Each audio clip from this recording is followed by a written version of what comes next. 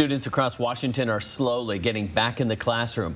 Washington Governor Jay Inslee visited Stevens Elementary in Spokane today to see how the return to in-person learning is going. Well, the governor says schools already teaching in person show how safe it is to get kids back into classrooms. Nationally, teachers are pushing back against in-person learning until they can all get vaccinated. Mayor Kawash is live at Stevens Elementary. And Mayor, how soon can teachers get vaccinated in Washington?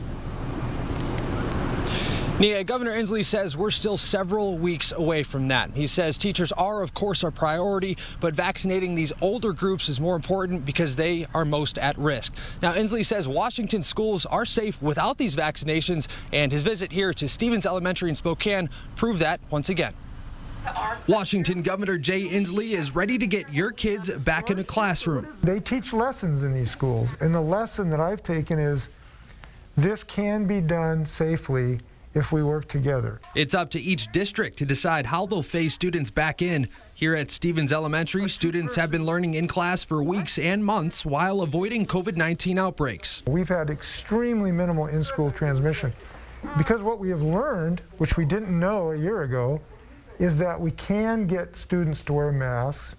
We can have hybrid systems where we get more space between students. All Spokane Elementary School kids are back in now. Spokane Public Schools middle and high school students are headed back to the classroom March 1st for some hybrid learning.